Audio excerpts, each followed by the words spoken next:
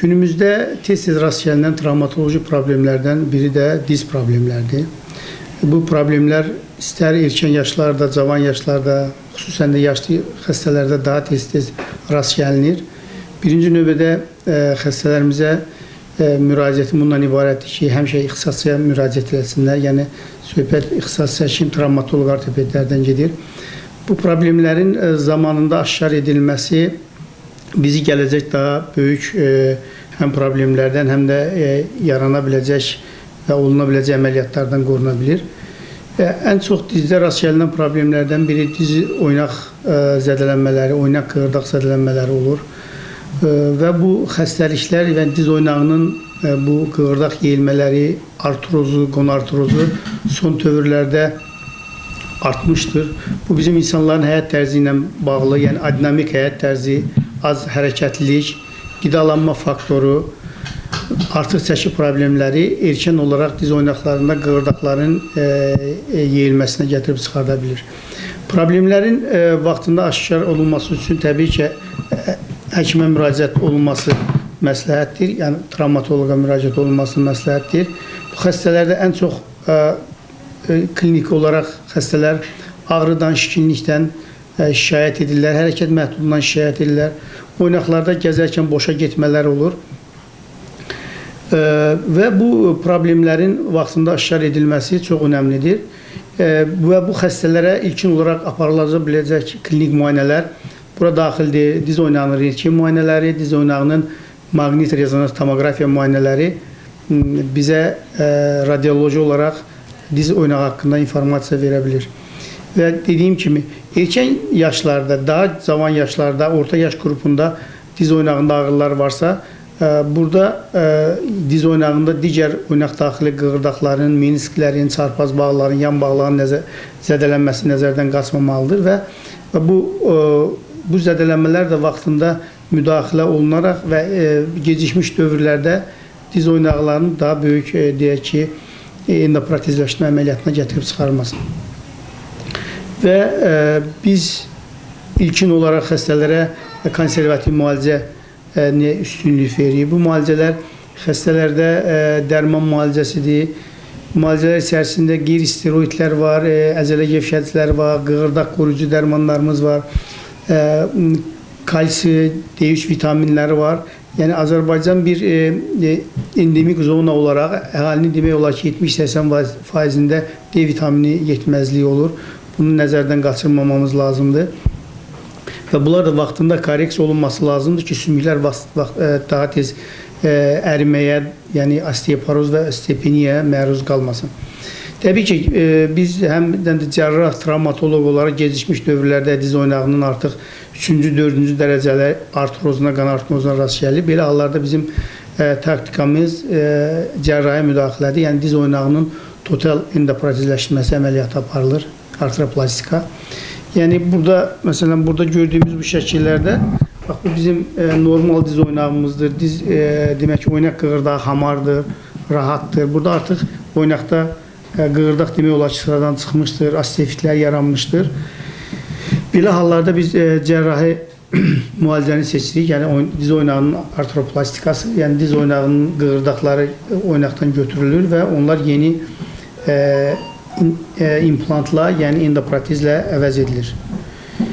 Ona görə də vaxtında ixtisasçıya müraciət etmək və müalicə götürmək lazımdır.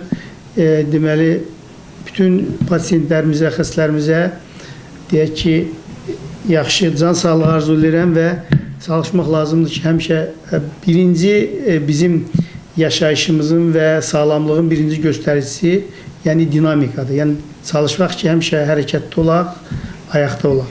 Artıq qığırdaqlar yeyilmiş vəziyyətdə olur. Təbii ki, xəstə yeriyə bilir, amma xəstə bu hallarda artıq 3-cü, 4-cü dərəcəli artrozlarda insanların aşırı dərəcədə ağrıları olur.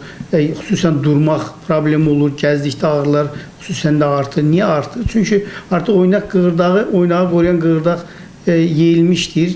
Hissəvi adacıqlar, osteonekrozlar yaranmışdır və oynaq osteonekrozlar yarandığı üçün Sümüklər bir-birini sürtür. Bu halda sümük daxili təzyiq artır və bu isə ağrı reseptorlarını qıcıqlandırır və xəstələrin ağrıları olur. Ona görə də yəni bu məsələlər zamanında belə deyək ki, ayrılanması, çözülməsi lazım gəlir. Təbii ki, biz arzulayarıq ki, xəstələrimiz bizə son mərhələdə müraciət etməsinlər. Yəni diz oynağının 4-cü dərəcəli artroz var, adam artıq gəzə bilmir, oynaqda deformasiyalar yaranır, istər bu varus şəklində və yaxud da valgus şəklində deformasiyalar yaranır. Yəni bugün bizim təbabət və təbabətimizin yanaşması ona imkan verir ki, ən azından bu xəstələr də yatağa düşmürlər, zamanında müdaxilə edilərək, süni oynaq qoyularaq, yəni diz oynağının artroplastikası aparılaraq xəstələri növbəti bir, belə deyək ki, yaşam verilir, yeni bir dinamika verilir və ondan sonra qalan həyatlarında ağrısız yaşaya bilirlər. Endoprotezləşdirməsi əməliyyatını olunduqdan növbəti gün artıq xəstələr yataqdan mobilizə olunur, yəni yataqdan qaldırılır. 4 ayaqlı və yaxud da qoltuq ağacları ilə gəzir. Təxminən 5 həftə müddətində xəstələr 4 ayaqlı ilə gəzir. Yəni ətrafı çox yükləməyə 20, 30, 40 faizi yüklənmək şərti ilə. Artıq bu müddət keçdikdən sonra reabilitasiyamız demək olar ki, başa çatır xəstələrin 90%-də və sonraki dövrdə artıq deməli o gəzmək üçün əsalardır ya volkerləri burada artıq xəstələr bunları atır.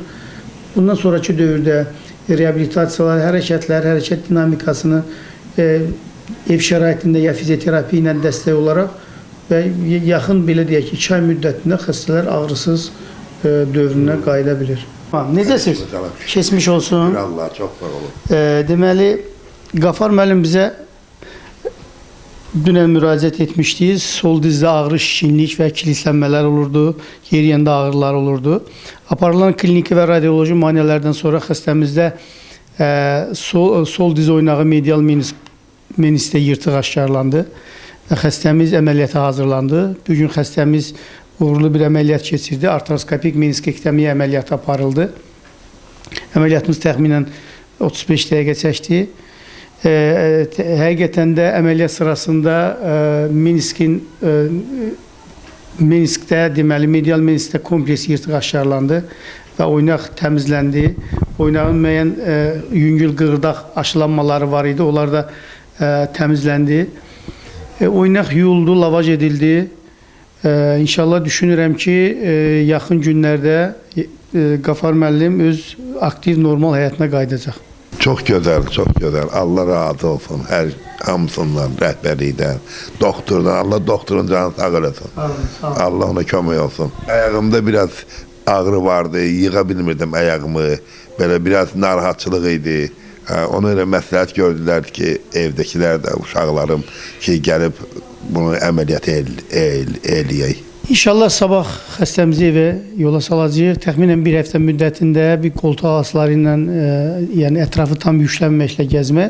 Ondan sonra inşallah düşünürük ki, sağlam, ağrısız. Davamlı şəkildə reabilitasiya evində olunacaq da belə başa. Bəli, bu reabilitasiya ev şəraitində davam etdiriləcək.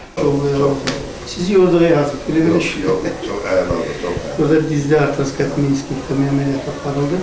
Təyinatlar var, təyinatlar antibiotiklər olacaq hər 12 saatdan bir, hər 2 saatdan bir yarım saat buz tədavisi olunacaq. Belə xəstəmiz bir gün aktivləşməsi daha yaxşı olur. Bu qədər, keçmiş olsun.